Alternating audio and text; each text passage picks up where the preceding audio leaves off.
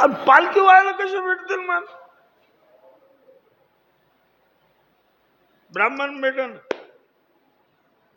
मग दक्षिणेची लालूच दाखिली.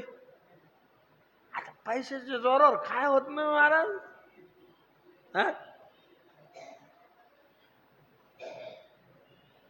दक्षिणेच्या लालचीनं 3 ब्राह्मण मिळाले. चौथा ब्राह्मण लागला फिरायला प्राण. फिरत फिरत ही जडभरताची स्वारी जिथं पडली होती जोरान पैसे तिथं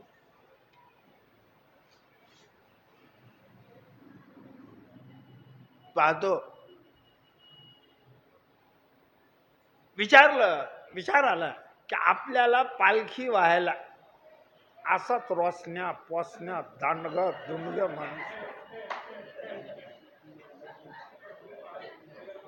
का नाही बर?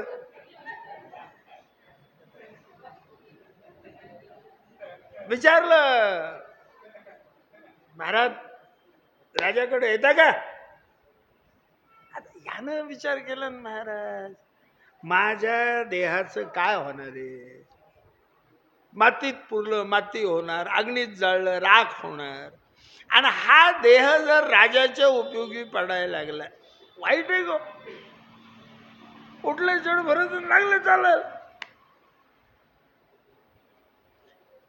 राजानं लांबून ब्राह्मणाला आलेलं पाहिलं. स्नान करून सोळं नेसून पालखीत तयार होऊन बसला होता राजा. तो ब्राह्मणाला पाहिलं, सांगितलं भडाभडा स्नान करा, सोवळे नेसा, आपल्याला कपिलाच्या आश्रमाला कपिलाला गुरु करायला जायचंय.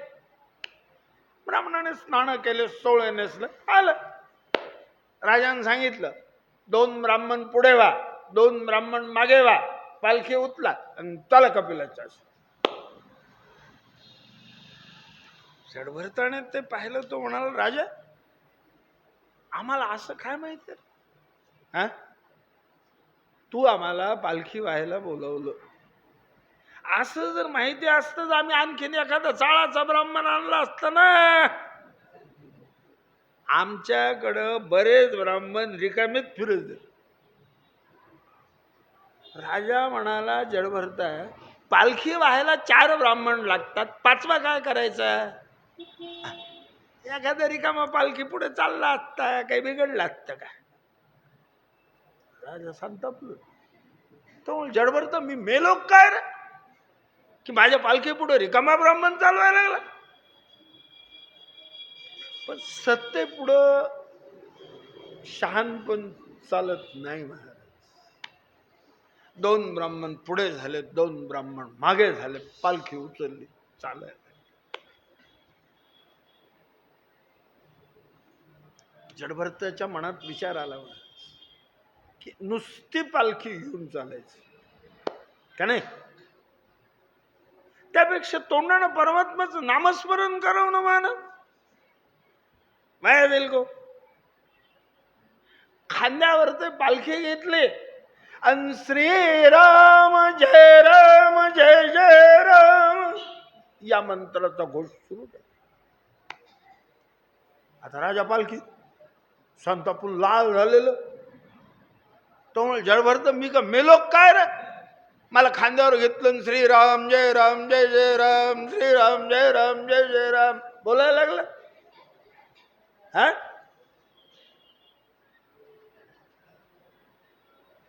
काय चालत महाराज? जडभरत बोलतात राजा, लोक मेल्यानंतर ब्राह्मणाच्या खांद्यावर बसतात. तुम्ही जिवंतपणी आमच्या खांद्यावर बसले तर आमच्या पै मेलेलेच आहेत ना. ब्राह्मण पालखी घेऊन चालायला लागले, ब्राह्मणाला पालखी वाहण्याची सवय नाही, मग पावलं मागं पुढं पडायला लागले. पालखी वाहनं ही सुद्धा कला आहे बरं का. कोणालाही पालखी घेऊन चालता येत नाही, कारण सगळ्यांचे पावलं एकाच वेळेस उचलले पाहिजे आणि एकाच वेळेस टेकले पाहिजे.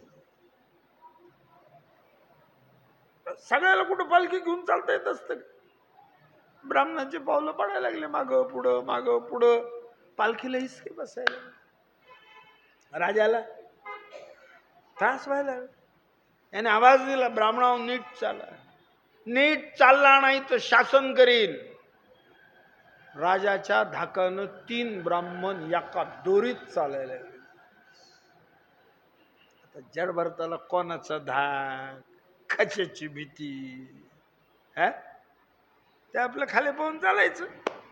किडा दिसला उडी मारायची, आळी दिसली ढांग टाकायची, मुंगी दिसली पुन्हा उडी मारायची.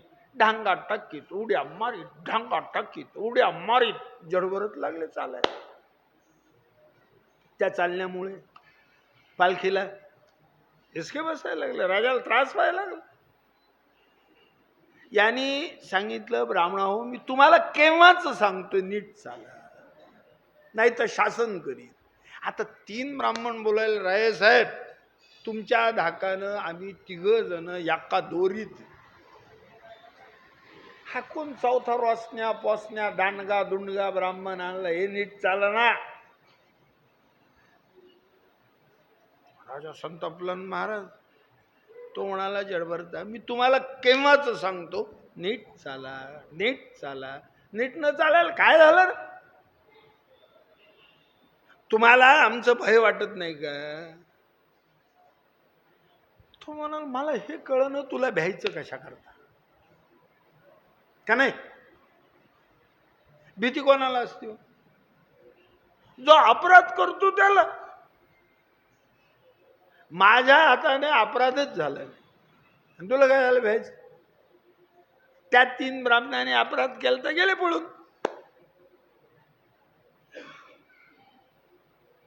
म्हणे तुम्हाला आमच्या बोलण्याचा राग नाही आला? म्हणे काय राग यायचं कारण? काय बोललं तुम्ही?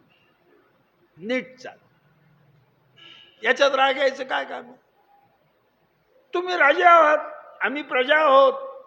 प्रजा नीट म्हणजे नीतीने चालली नाही, राजाने प्रजेला शासन करावं, हा धर्म आहे राजाचा.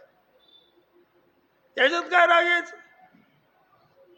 तुम्ही म्हणालात मजला मारायचं काम पडलं का? मारायचं नाही, जन्म मरणाच्या फेऱ्यातून मुक्त व्हायचं. तुम्ही म्हणालात जडदेहाचं ओझ झालं का? जडदेहाचं ओझच जडदेहाला नाही. पायाला पिंढऱ्याचं ओझ नाही, पिंढऱ्याला मांड्याचं ओझ नाही, मांड्याला कमराचं ओझ नाही, कमराला धडाचं ओझ नाही, धडाला मुंडक्याचं ओझ. याही बोलण्याचा राग. पण तुम्ही जे मला म्हणालात, तुम्हाला माहित नाही का या पालखीत मी कोण बसलोय? तुमच्या त्या मीपणाचं ओझ सहन नाही झाला आणि आपण आपला खांदा काढून. राजाने विचार केला, मी केवढ्या विद्वान ब्राह्मणाला पालखीला जुंपलं महाराज. कपिल मला याच्यापेक्षा वेगळं ज्ञान सांगणार आहेत का? रहुगण राजाने जडभरताचे पाय धरले महाराज आणि अपराधाची क्षमा मागितली.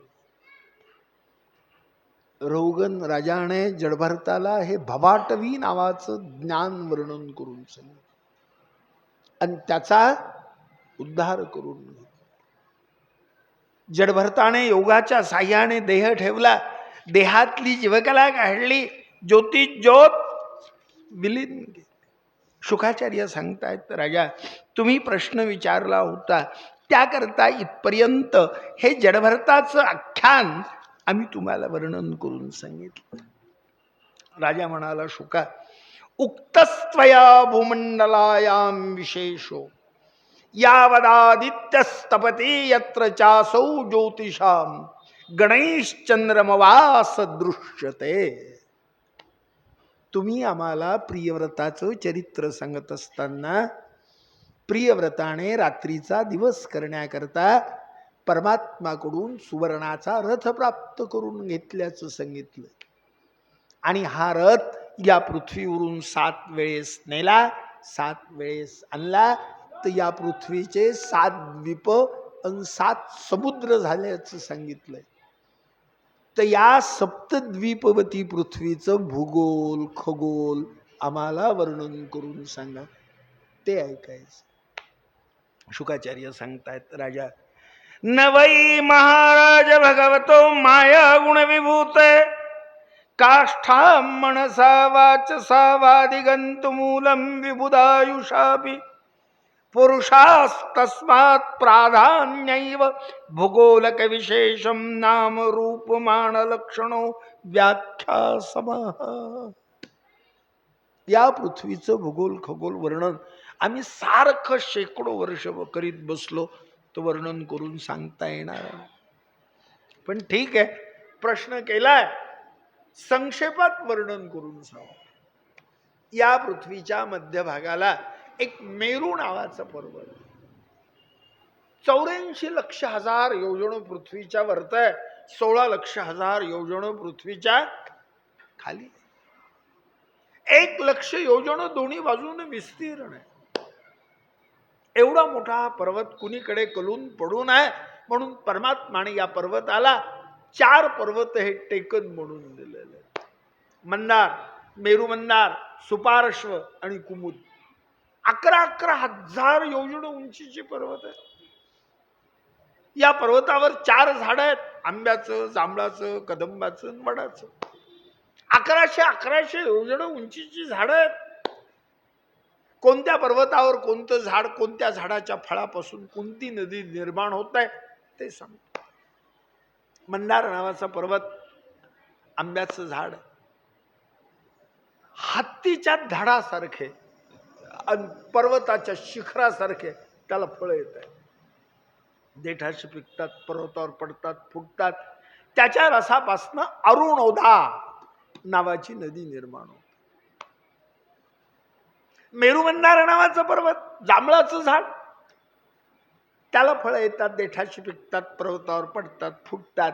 जांभळाच्या रसापासून ही नदी निर्माण होत आहे, म्हणून या नदीला जंबू नदी हे नाव मिळाले.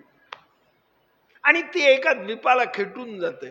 ती ज्या द्वीपाला खेटून जाते त्या द्वीपाला नाव मिळालं जंबूद्वीप. कोणतं?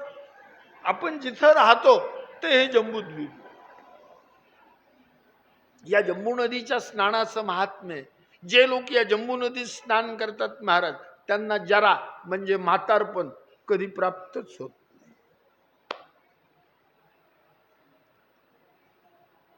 कुमुद नावाचा पर्वत, कदंबाचं झाड आहे, त्याच्या खोडापासून 5 मधाच्या धारा बाहेर पडतात, एक सरोवर तयार होतं. त्या सरोवराच्या स्नानाचं महात्म्य, जे लोक या सरोवरात स्नान करतात त्यांच्या शरीराचा 1 योजन सुगंध पसरतो. सुपार्श्व नावाचं पर्वत, वडाचं झाड, त्याच्या पानापासून 5 पंचामृताच्या धारा बाहेर पडतात, एक सरोवर तयार होतं. या सरोवराच्या स्नानाचं महात्म्य, अन्न, वस्त्र, निवारा, अमरण एवढी इच्छा सोडून बाकीच्या सगळ्या इच्छा ते सरोवर पूर्ण करतात. परमात्माच्या चरणकमलापासून निघणारी गंगा नावाची नदी आहे. ही वैकुंठ लोकावरून निघते, ब्रह्मलोकाला येते. तिथे तिचे 4 भाग होतात, सीता, चक्षु, भद्रा आणि अलकनंदा. सीता नावाची नदी ही पूर्व समुद्राला जाऊन मिळते. चक्षु आणि भद्रा नावाच्या नद्या दोन्ही पश्चिम समुद्राला जाऊन मिळतात. आणि अलकनंदा नावाची नदी अनेक पर्वतांचं उल्लंघन करत भारत खंडातून दक्षिण समुद्राला जाऊन मिळते.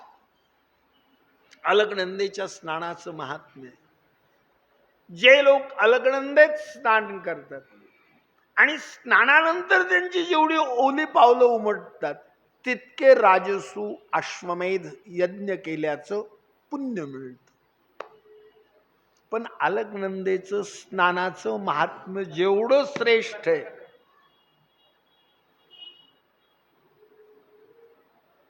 तेवढंच अलकनंदेचं स्नान कठीण आहे. जे लोक बद्रिकाश्रमाच्या यात्रेला गेले असतील त्यांना विचारा अलकनंदेचं स्नान किती कठीण. बरं, गंमत अशी आहे महाराज, अलकनंदा ही फक्त बद्रिकाश्रमालाच अलकनंदा आहे. पुढे देवप्रयाग, हरिद्वार, ऋषिकेश इथं आहे, पण तिथं ती अलकनंदा नाही, कारण तिला अनेक नद्या मध्ये येऊन मिळालेल्या आहेत. त्यामुळे अलकनंदेच्या स्नानाचं महात्म्य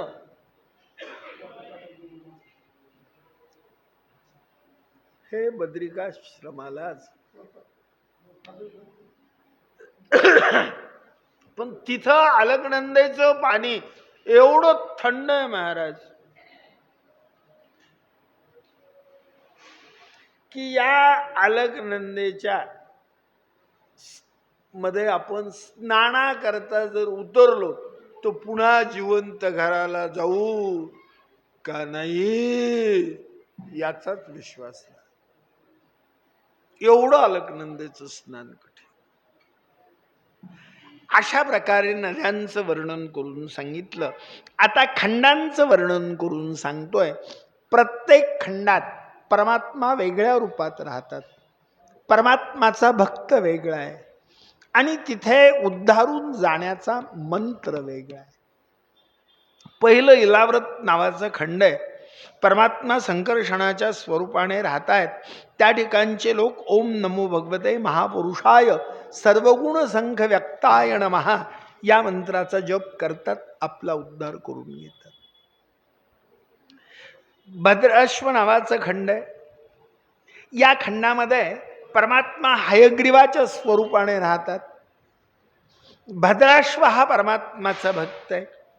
या ठिकाणचे लोक ओम नमो भगवते धर्मात्म विदेशाय नमः या मंत्राचा जप करतात, आपला उद्धार करून घेतात.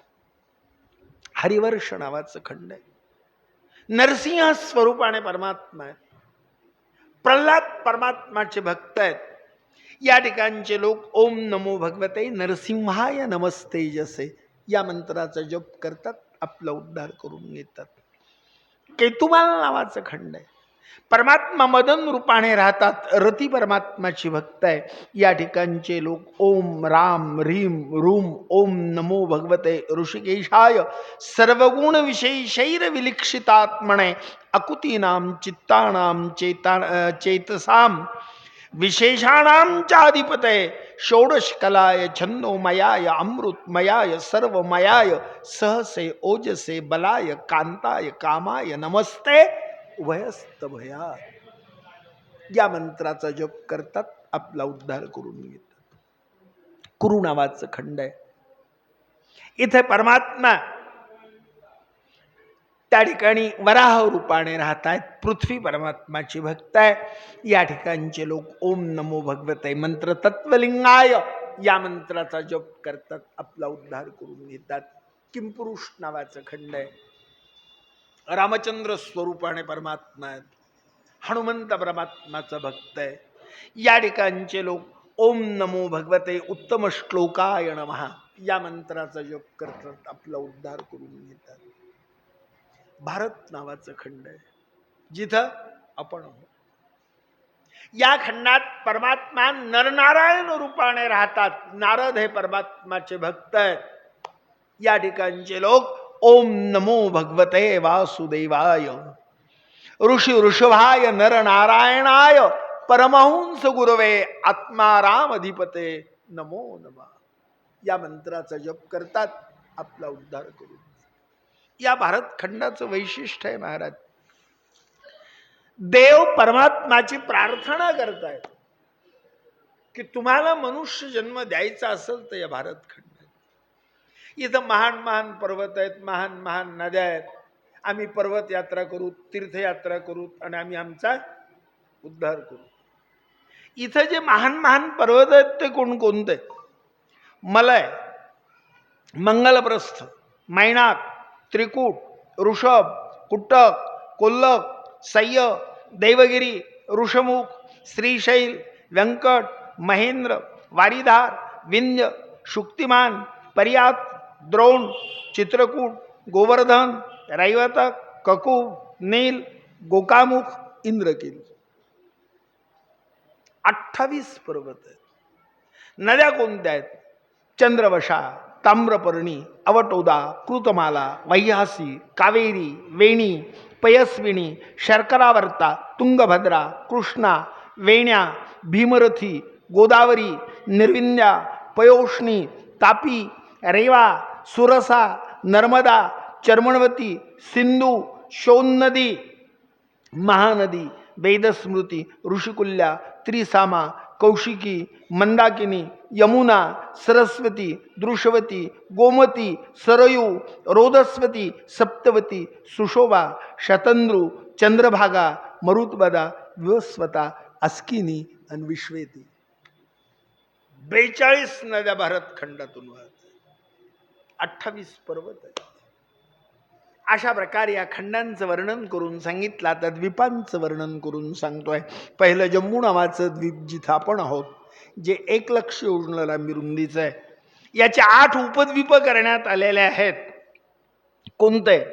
स्वर्णपस्त, चंद्र शुक्ल, अवतर्ण, रमण, मंदार हरिण, पांचजन्य, सिंहल आणि लंका. त्यानंतर असणारं प्लक्ष नावाचं द्वीप 2,00,000 योजन लांबी रुंदीचं आहे.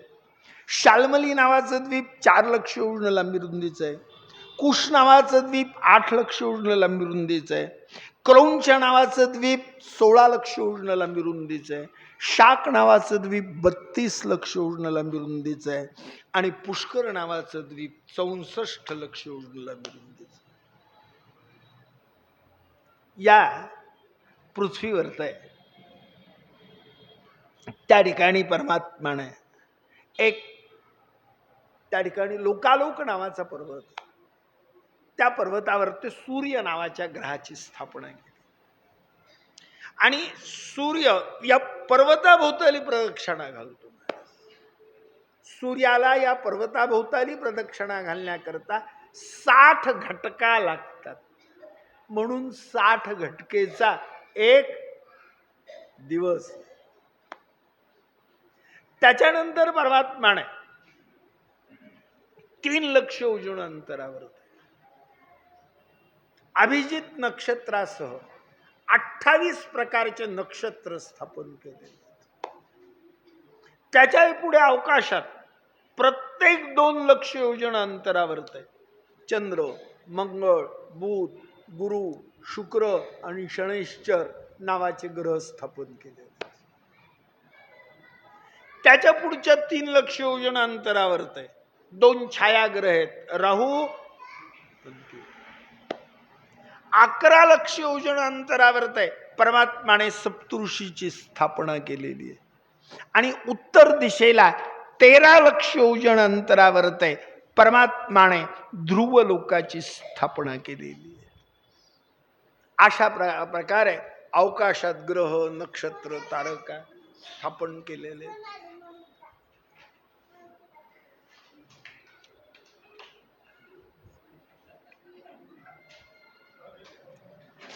जावंच लागेल ना.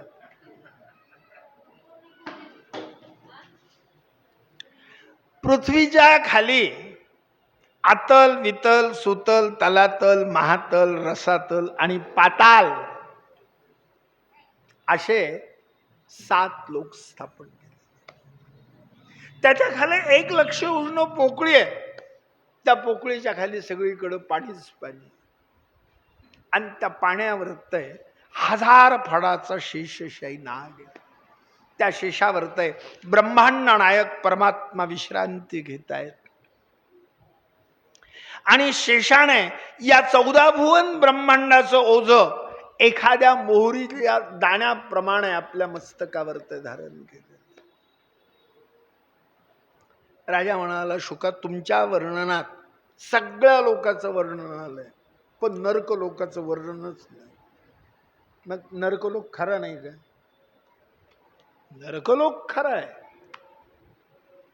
पण आम्हाला वाटलं 7 दिवसाचं आयुष्य आणि काय नरकाचं वर्णन करायचं टाळलं होतं.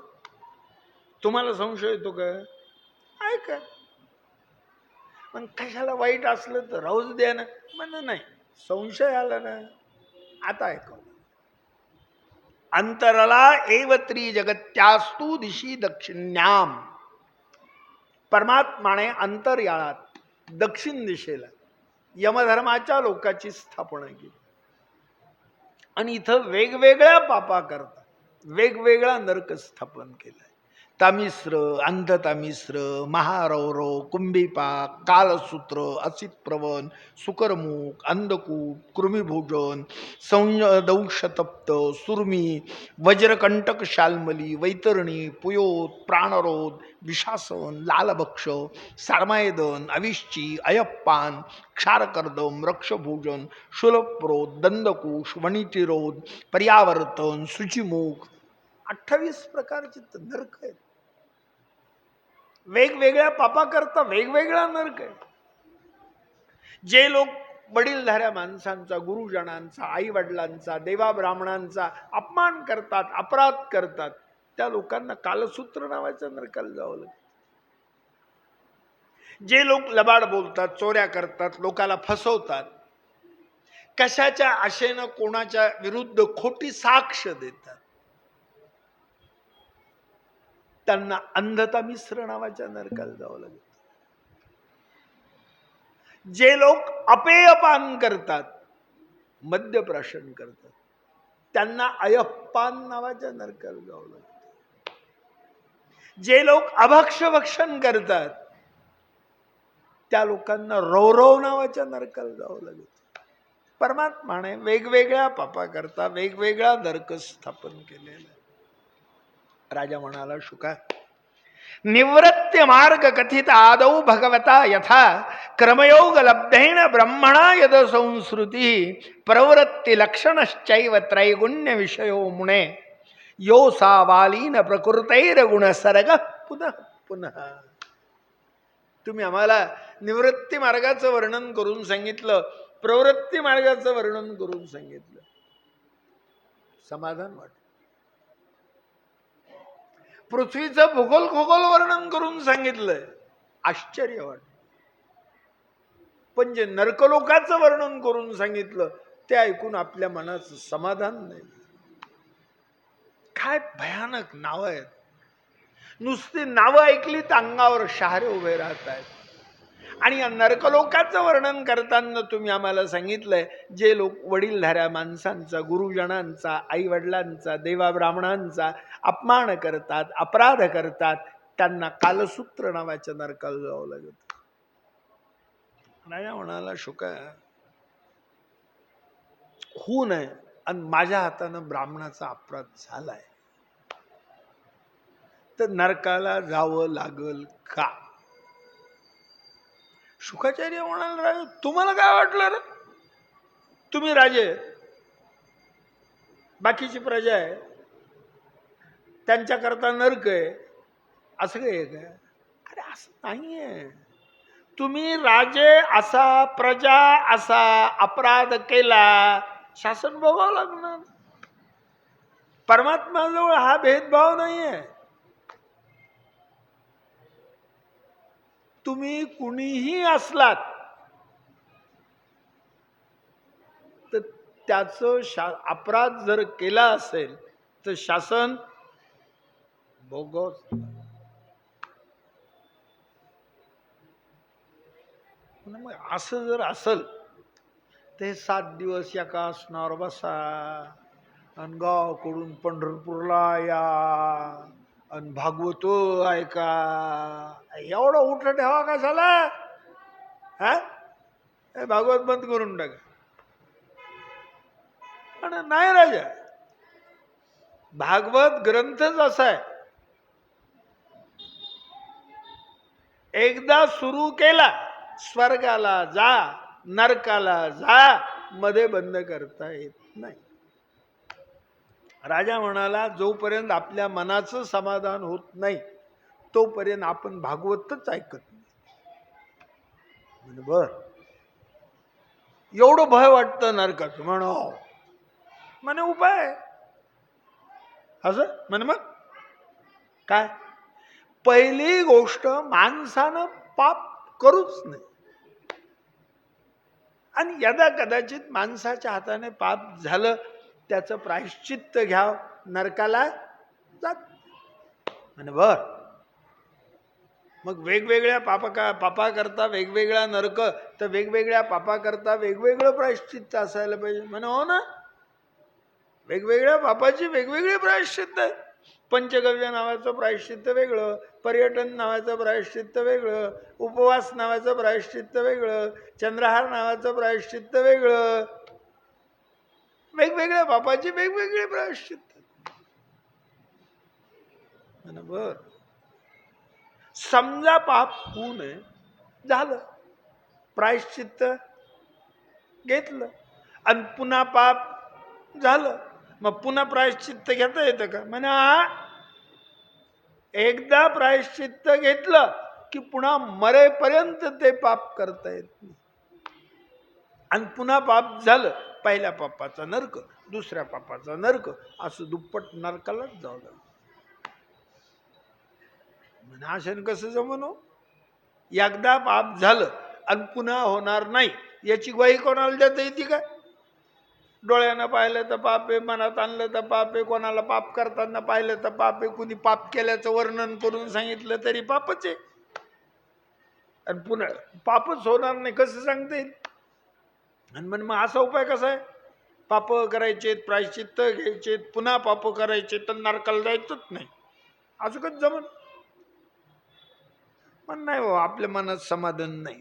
म्हणे असं म्हणा दुसरा उपाय नाही, मग नसेल काय झालं?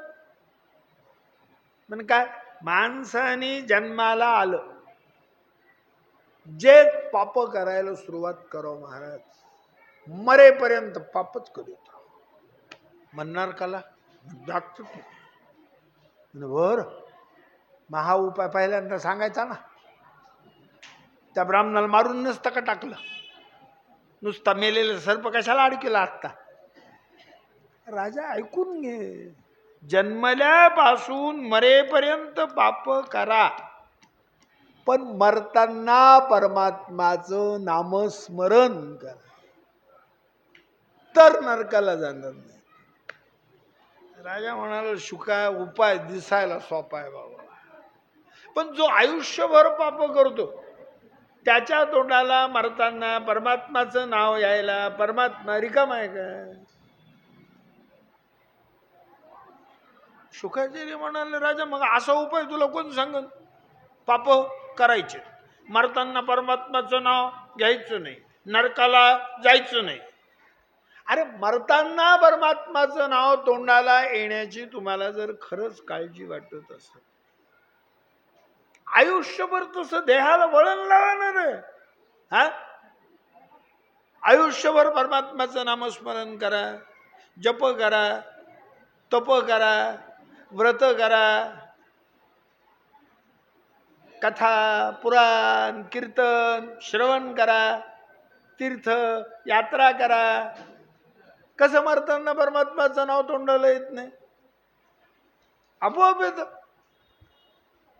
बर, म्हण मग असं एखादं उदाहरण आहे का तुमच्याजवळ की एखाद्याने आयुष्यभर पाप केले, मरताना परमात्माचं नाव घेतलं आणि त्याचा उद्धार झाला?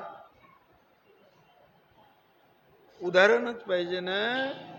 उदाहरण घ्या कोणतं?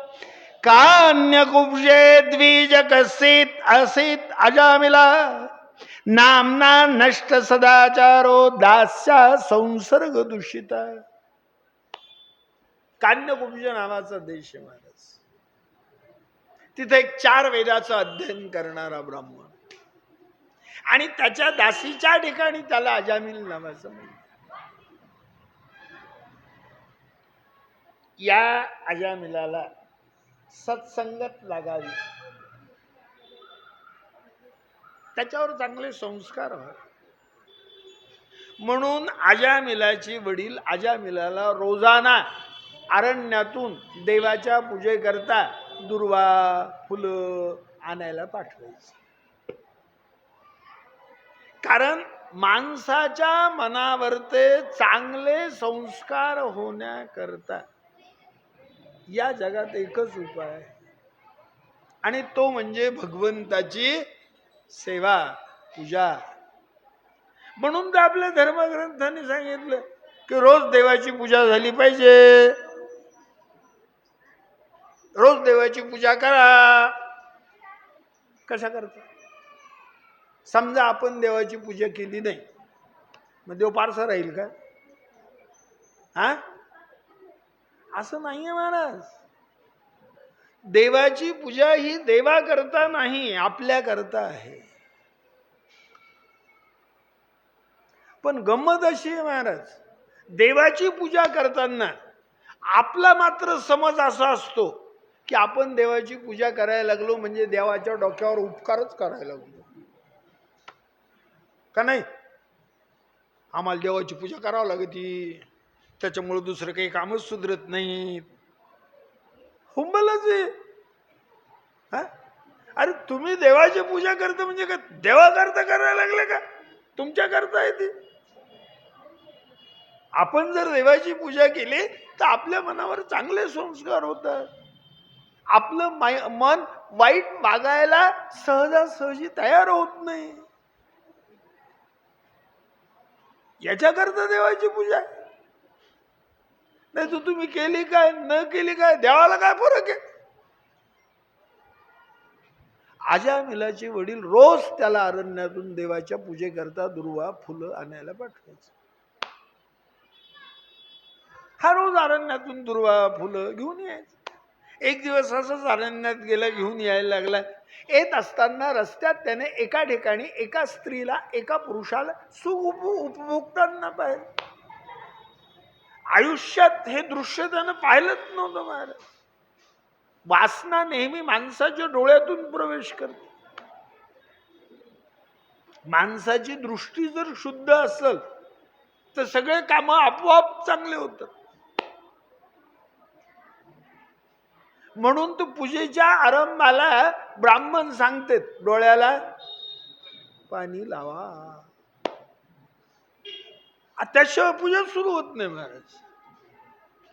पण गंमत आहे, ते सांगतेत आणि आपण लावतो. त्यांना माहिती नाही ते कोण सांगत आहेत. आपल्याला माहिती नाही आपण कोण लावतो. चांगलंय, कधी त्यांच्या लावायचं, कधी आपल्या लावून घ्यायचं, असंच चाललं की नाही महाराज. माहितीये का आपल्याला की भगवंताची सेवा करताना का होईना आपली दृष्टी शुद्ध असली पाहिजे, निर्मळ असली पाहिजे. मग कुणी म्हणल महाराज देवाची पूजा करताना दृष्टी शुद्ध पाहिजे आणि बाकीच्या वेळेस कशी असली तर चालती को. तसं नाहीये. एकदा आपल्याला भगवंताची पूजा शुद्ध दृष्टीने करता यायला लागली की आपोआप बाकीचे कामही तसेच करता येतात ना मला. अजामिलाने ते एक दृश्य वाईट पाहिलं, वासनेने देहात प्रवेश केला.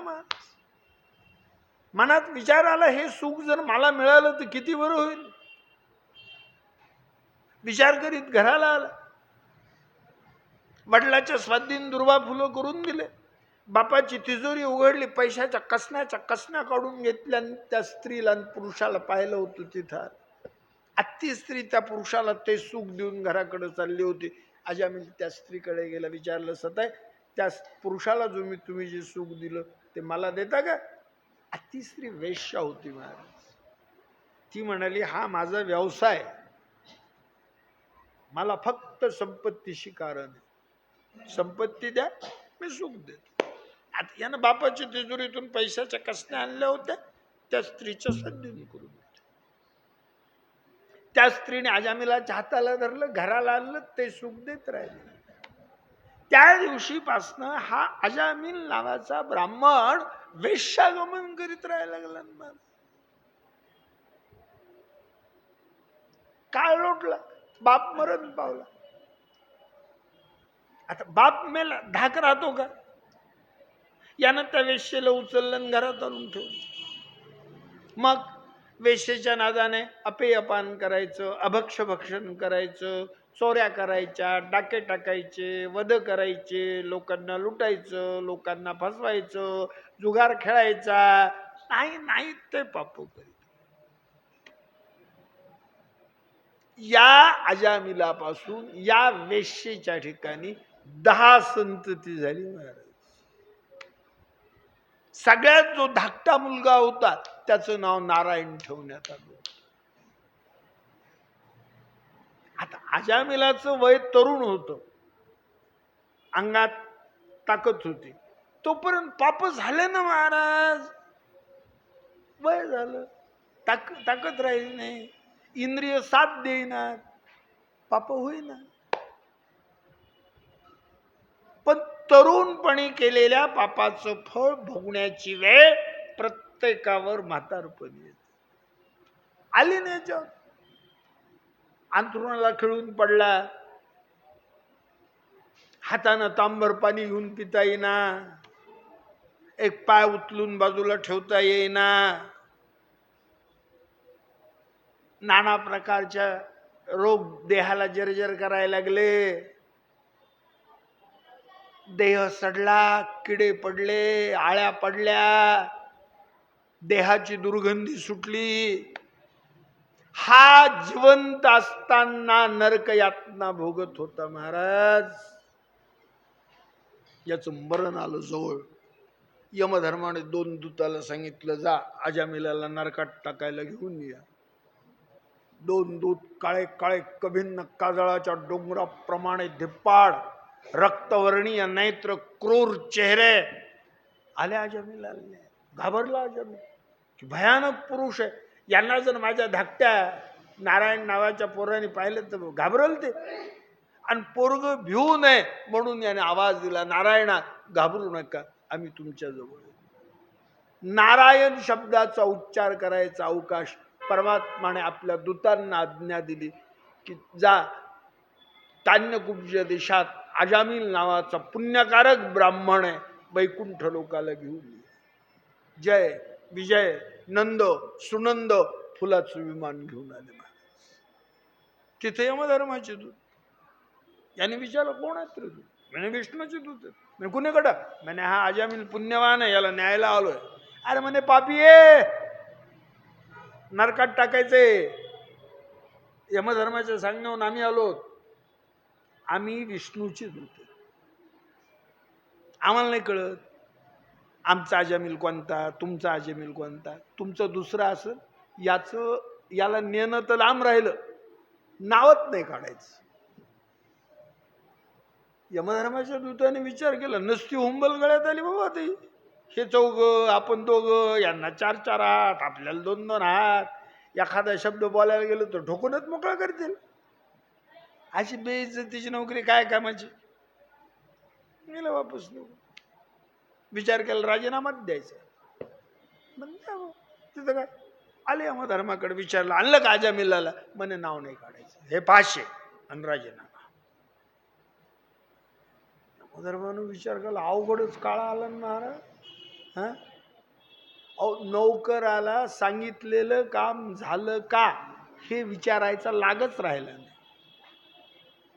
खोटं वाटत का? विचारून पहा, का रे बाबा तुला मी हे काम सांगितलं होतं, झालं का? तो सरळ सांगतो. अशी भनभन आपल्या मागं लावायची नाही. जेव्हा व्हायचं तेव्हा होईल, आणि जमत नसल हे तुम्ही आणि तुमचं काम, आपल्याला गरज आहे का नाही परिस्थिती. यमधर्माने विचार केला, पण तू काय राजीनामा द्यायला लागला तर सांगा ना मला. मग काय सांगायचं?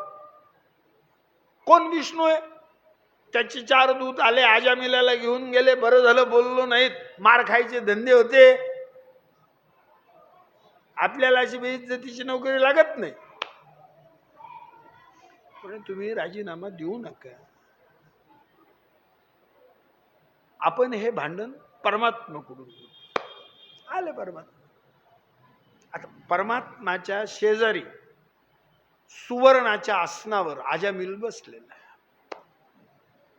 आता दूत आपसत बोलायला, बरं गे याला घरी नीट अंथरायला नव्हतं ना, इथं सोन्याच्या आसनावर बसलं ना. त्यांनी सांगितलं बडबड चालत नाही, गत बसा. परमात्माने विचारलं, कुणीकडे आलात? यमधर्मा म्हणे आमच्या कानावर आलंय अजामिलाला तुम्ही आणलंय. म्हणे पापी होता, नरकात टाका. म्हणे तो पुण्यवान होता म्हणून या लोकाला आला. कमालच झाली. लबाड बोलला, चोऱ्या केल्या, डाके टाकले, वध केले, अपेयपान केलं, अभक्षभक्षण केलं, अगमनागमन केलं, आणि तुम्ही म्हणता पुण्यवानच आहे. परमात्मा बोलतात यमधर्मा, मला एक सांगा, मी असं म्हटलं का यांनी हे पाप केले नाही? आहे का असं? याने हे पाप केले मला हे मान्य आहे ना, पण त्यानं मरताना माझं नाव घेतलं, त्याचे सगळे पाप जोडून बसले. अहो म्हणे नाही, त्याने पोराला हाक मारली. अरे नारायण नाव त्याच्या पोराच्या बापाचं आहे का? माझं नाव कोणाला घ्या उद्देशून घ्या, पवित्र केल्याशिवाय राहणार म्हणे. असा मोठा नुसता कोरडा मोठेपणा आपल्याला लागत नाही. हे राजीनामा म्हण, राजीनामा काय द्यायचं? आपण आपल्या वाटण्या करून घेऊ. वाटण्या म्हणा, आता वाटण्या म्हणलं की प्रत्येकाला हौसच आहे महाराज, का नाही? म्हणे कशा करायच्या? आता वाटण्या करायच्या म्हणलं ठरवावं लागेल ना, पूर्व पश्चिम करायच्या का डोंगराकडून गंगाकडं करायच्या का रुमाल्या करायच्या? वाटणी म्हणलं ठरवावं तर लागतच ना महाराज, का नाही? कशा करायच्या वाटण्या? म्हणजे कशा काय? जे लोक दान धर्म पुण्य कर्म करतील, कथा पुराण ऐकतील, नामस्मरण करतील, जपजाप्य करतील, अनुष्ठान करतील, यज्ञागादी क्रिया करतील, तीर्थयात्रा करतील, ते आमच्या लोकाला, आणि याच्यातलं काही करणार नाहीत ते तुमच्या लोकाला. बर, पण असा माणूस आहे नारायण, एक गृहीत धरा, यानं आयुष्यात दानधर्म केलं नाही, पुण्यकर्म केलं नाही, कथापुराण ऐकले नाही, नामस्मरण केलं नाही, कीर्तन केलं नाही, काही नाही, तीर्थ नाही, यात्रा नाही, काय, पण मरताना पोराला उद्देशून तुमचं नाव घेत, तो कोणता म्हणे आमच्या दुसरं कोणतं? आणि मग काय वाटणे गेले? हा, भांडणाचं मूळ काय आहे म्हणजे ना, इथून तर भांडणच सुरू झालं. पण ठीक आहे ना, माझं नाव तोंडाला येण्याची काळजी वाटते का? आपण उपाय, आणि परमात्माने आपलं नाव तोंडाला येऊ नये याकरता उपाय काय? उपनावं निर्माण केली. कोणते? भाऊसाहेब, काकासाहेब, आबासाहेब, तात्यासाहेब, हे सगळे उपनाव आहेत. एखाद्याने आपल्या मुलाचं नाव उत्तम रामचंद्र ठेवलं आणि त्याला आपण रामचंद्र नावाने हाका मारायला लागलो, त्याच्या आई वडिलाला राग येतो की आमच्या पोराला रामचंद्र कोण म्हणले. सगळं जग त्यांना नानासाहेब नावाने हाका मारतो. आता नानासाहेब कोणत्या देवाचं नाव आहे? बरं, उपनावांचं वैशिष्ट्य आहे, हे काळाच्या ओघात बदलतात. हे नानासाहेब, आबासाहेब, काकासाहेब, बाबासाहेब हे जुन्या काळातले नाव आहेत. आजच्या नवीन काळातले उपनावं सांगायचं म्हटलं तर बंटी, पिंट्या, चिंटू, पिंकी, हे का देवाचे नाव आहेत का देवाची नाव आहेत? आपलं नाव तोंडाला येऊ नये याकरता परमात्माने हा उपाय केला. इथे यमधर्माच्या दूताचं परमात्माच्या दूताचा वाद मिटला. शुकाचार्य सांगतायत, राजा तुम्ही आम्हाला स्वयंभू म्हणूच्या वंशाचं वर्णन हे प्राचीन वर्गीपर्यंत सांगितलं, पण प्राचीन वर्गीच्या पुढे या वंशाचं काय झालं ते सांगितलं. ते सांग म्हणजे हा जो प्राचीन वर्गी, याला प्रचेतस नावाची 10 मुलं, प्रचेतसाला वृक्षी नावाची स्त्री, हिच्या ठिकाणी दक्ष जन्माला आलेला. कोणता? ज्या दक्षाला महादेवाने ठार केलं, बुकडाचं मुंग करून जिवंत केलं, तो दक्ष. ब्रह्मदेवाने त्याला प्रजा निर्माण करायचं सांगितलं. यांनी वराच्या सामर्थ्याने 10,000 हरिअश्व नावाची मुलं आणि 1,000 शबलाश्व नावाची मुलं निर्माण. नारदाने ते मुक्तीच्या लोकांना रवाना केले. ब्रह्मदेव पुन्हा आले म्हणे अशाने ब्रह्मांड भरल्या जात नाही, तुम्ही सगळी पुरुषांची प्रजा निर्माण करायला लागलात, काही स्त्रियांची प्रजा निर्माण करावी लागते. मग ठीक, वराच्या सामर्थ्याने 60 मुली निर्माण केल्या. या 60 मुलींचा विवाह लावून दिला. त्या 10 दिल्या धर्माला, 13 दिल्या कश्यपाला, 27 दिल्या चंद्राला, 2 दिल्या भूताला, 2 दिल्या अंगिरसाला, 2 दिल्या कृशस्वाला आणि 4 दिल्या तार्यक्षाला. 60 मुलींचा विवाह लावून. त्या 13 ज्या कश्यपाला देण्यात आल्या होत्या, त्यातली सगळ्यात वडील स्त्री ही अदिती होती.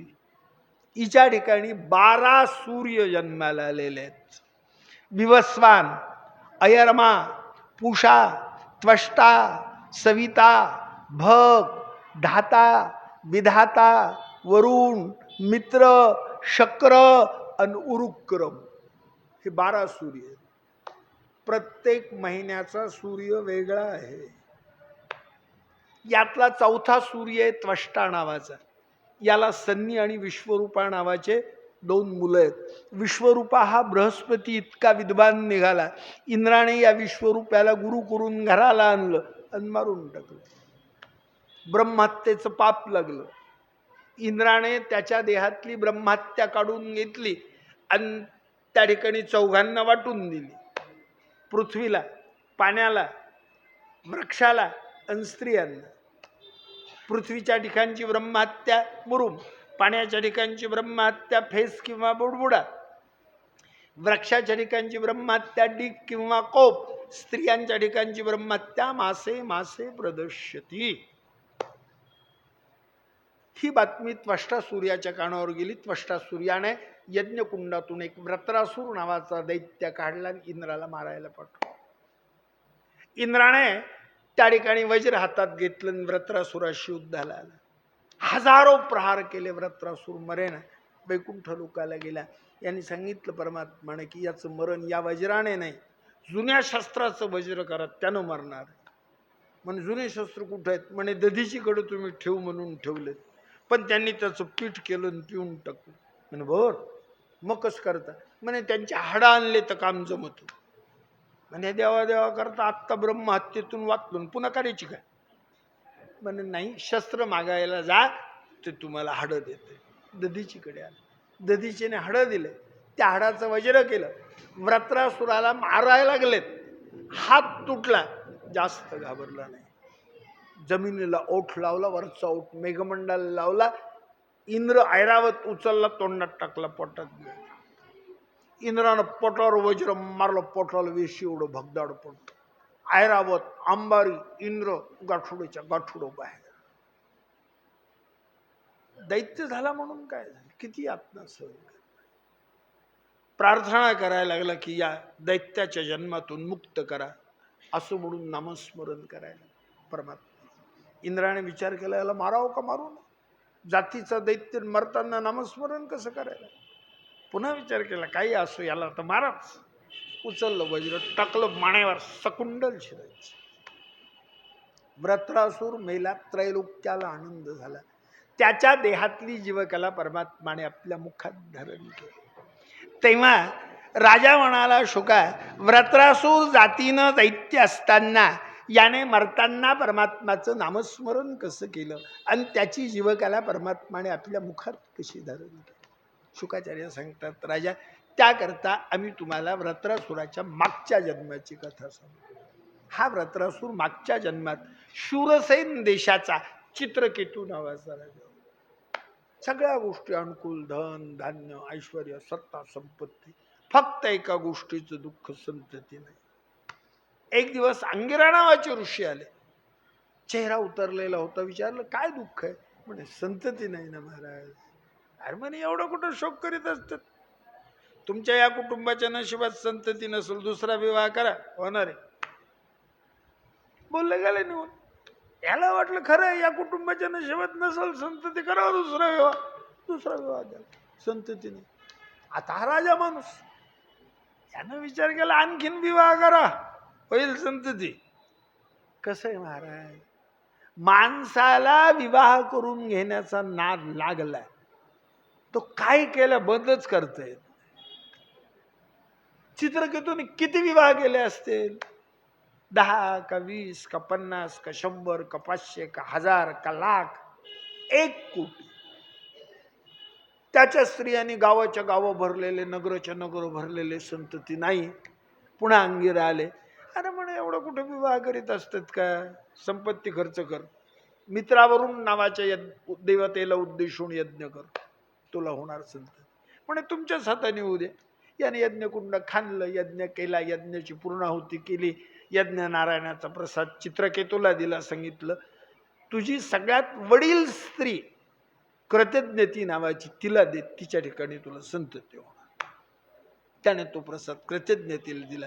प्रसादाच्या सामर्थ्याने 12 महिन्याच्या आत रत्नासारखा तेजस्वी मुलगा जन्माला. पण मुलगा झाल्याचा याला आनंदच इतका होता महाराज. यानं सभेत जाणं टाकलं, गारा नाईकनं टाकलं, न्याय देणं टाकला, कोटी स्त्रियांकडं जाणं टाकलं, येणं टाकलं, उठणं टाकलं, बसणं टाकलं, बोलणं टाकलं. उठायचं आणि कृतज्ञतेच्या महालात येऊन बसायचं. जमत का महाराज? हा, अहो आनंद जरी असला तर हा सांभाळूनच व्यक्त केला पाहिजे, नाही तर तोच आपल्या दुःखाला. कारण बरेच लोक आपल्या आनंदाला पाहून दुःखी होणारे जगात आहेत ना, का नाही? त्याच्यामुळं जुने लोक नेहमी सांगत होते की आपला जरी गुळ असला तर तो मांडी आड करूनच खावा लागत होतो. पुष्कळ आपण आपलं खातो, पण लोकांना नाही ना पाहत महाराज, काय करता? त्यामुळं आनंद सुद्धा कसा सांभाळूनच दाखवला पाहिजे. कोटी स्त्रियांना ते सहन झालं नाही, आणि या कोटी स्त्रियांनी या चित्रकेतूच्या मुलाला मारून टाकलं विष पाजून. हा शोक करायला. अंगिराच्या कानावर बातमी आली, अंगिरा त्याची सांत्वन करायला आले. यानं अंगिराला ओळखलं नाही महाराज. तो म्हणाला कमाल झाली, तुला माणसाची ओळख राहिली नाही. अरे मेलेल्या माणसाकरता जिवंत माणसाने किती शोक केला, काय उपयोग आहे? तो म्हणाला महाराज उपदेश देणारे तुम्ही कोण? अरे मी अंगिरा आहे. म्हणे तुम्ही मला प्रसाद म्हणून मुलगा दिल तर तो जिवंत करून आणून दे. नारद बरोबर होते, मुलाच्या मस्तकाशी बसले, ब्रह्मवीणा लावली, असं गाणं गायलं महाराज. मुलगा झोपेतून उठून बसावा असंच बसला. नारदाकडं तोंड केलं, चित्रकेतूकडं पाठ केलं. विचारलं देवर्षी नारदा, मी चिर निद्रेत निजलेलो असताना का उठवलं आम्हाला? तो म्हणाला तुझी पाय ना आई बाप किती रडत आहे. तो म्हणाला नारदा, असे आई बाप किती झाले असतील किती असतील, मी कोणा करता थांबणार आहे हो? माझ्या आई बापाला म्हणा माझ्या करता रडू नका, रडा वाटत असेल तर आपल्या प्रारब्धा करता रडा. असं बोलला, धाडकन अंग टाकलं बरोबर. चित्रकेतूला वैराग्य प्राप्त. तो म्हणाला नारदा पोरग काय म्हणाल, अशा आई बाप किती झाले असतील किती असतील किती होतील, मी कोणा करता थांबणार. आणि आम्हाला नाही का असं बोलतायत, अशी पोरं किती झाले असतील असतील होतील मरतील मेले असतील, कोणा करता रडायचं? म्हणे रडतो तू का मी?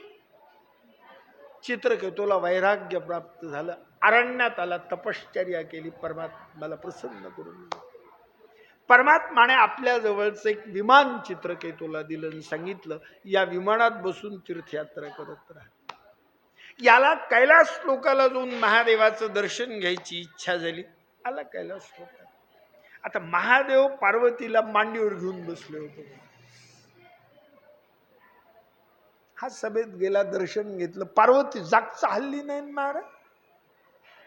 तो म्हणून महादेव तुम्ही देव असताल हो, तुमच्यापेक्षा मी माणसं बरे.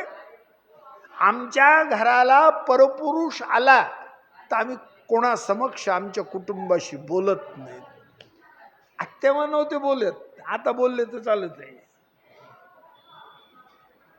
महादेव गज बसले, पण पार्वतीला आला राग. ती म्हणाली चित्रकेतू तू आम्हाला मुलासारखा आहेस, आणि आई वडील पोराला पाहून लाजत असतात का? तू जर असा आहेस तर दैत्याच्या जन्माला जाशील. हा म्हणाला आई बोलू नये, बोललो अपराध झाला, क्षमा कर. आता माझ्या नशिबात दैत्याचा जन्म होता, त्याला तुम्ही काय करणार? हा, निघाला. आता महादेव बोलतात, पार्वती तू त्याला शाप दिलास, त्याला त्याचा राग नाही, पण हा परमात्माचा भक्त आहे, याला परमात्माला याचं वाईट वाटणार. म्हणा असो, मग म्हणू शाप काय? हा दैत्याच्या जन्माला जाईल, मरताना परमात्माचं नामस्मरण करेल आणि परमात्मा याची जीवकला आपल्या मुखात धारण करेल. त्याप्रमाणे हा व्रत्रासुराच्या जन्माला आला, याने मरताना परमात्माचं नामस्मरण केलं आणि त्याची जीवकला परमात्माने आपल्या मुखात धारण केली. शुकाचार्य सांगतायत, राजा तुम्ही प्रश्न विचारला होता त्याकरता इथपर्यंत चित्रकेतूचं आख्यान तुम्हाला वर्णन करून सांगू. काय ऐकण्याची इच्छा असेल ते विचारा, ते आम्ही तुम्हाला उद्या वर्णन करून सांगणार आहोत. उद्या आम्ही तुम्हाला कोणकोणत्या कथा सांगणार. पहिल्यांदा परमात्माच्या नरसिंह अवताराचं चरित्र वर्णन करून सांगणार, की हिरण्यकश्यपूच्या तपश्चर्येचं वर्णन, हिरण्यकश्यपूने प्रल्हादाला मारण्याकरता नाना प्रकारचे प्रयत्न कसे केले, प्रल्हादाकरता परमात्माने नरसिंहाचा अवतार कसा धारण केला, हिरण्यकश्यपूचा वध कसा केला, ती कथा वर्णन करून सांगणार. मन्वंतराचं वर्णन करून सांगत असताना गजेंद्र मोक्षाची कथा, समुद्र मंथनाची कथा, मोहिनी अवताराची कथा, वामन अवताराची कथा, मत्स्य अवताराचं चरित्र वर्णन करून सांगणार आहोत. त्याचबरोबर सूर्यवंशाचं वर्णन, सूर्यवंशात जे महान राजे झाले त्यांच्या ज्या अद्भुत कथा आहेत त्या कथा वर्णन करून सांगणार. चंद्रवंशाचं वर्णन करून सांगणार. परमात्माच्या परशुराम अवताराची कथा वर्णन करून सांगणार.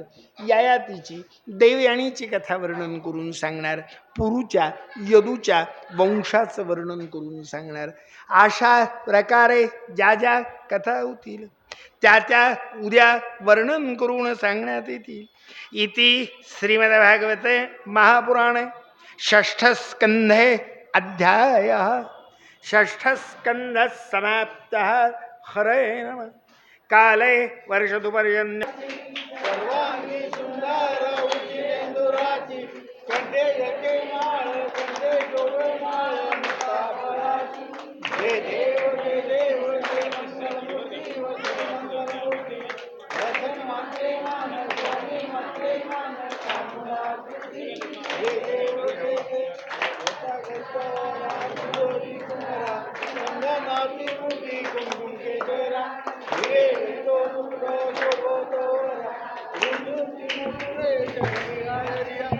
जय देव जय देव जय मंगलमूर्ती व श्री मंगलमूर्ती. दर्शन मात्रे मान स्वामी मात्रे मान कामना. जय देव जय देव. लंबोदर पीतांबर भरिवर बंधना सरळ सोंड वक्रतुंड तीनयना. दास रामाचा वाटपाय सदना संकष्टी पावे निर्वावे रक्षावे सुरवर गजवदना. जय देव जय देव जय मंगलमूर्ती हो श्री मंगलमूर्ती. दर्शन मात्रे मान स्वामी मात्रे कामना पूर्ती. जय देव जय देव. युगे 28 विठ्ठल उभा वामन रुक्माई दिशे दिव शोभा. पुंडलिकाच्या भेटी परमाले घा चरणी वाहे विमा उधाली जगा. जय देव जय पांडुरंगा हर पांडुरंगा. रुक्मिणी वल्लभा राईच्या वल्लभा पायी लगा. जय देव जय मंगळा कंठे उनी कष्टी काशे पितांबर कस्तूर ललाटी. देव सुरवार नेते ते भेटी गरुड हनुमंत पुढे उभे राती. जय देव जय पांडुरंगा व हरी पांडुरंगा. रुक्मिणी वल्लभा राहीच्या वल्लभा पावे जीव लगा. जय देव जय. आषाढी तुम्ही म्हणा.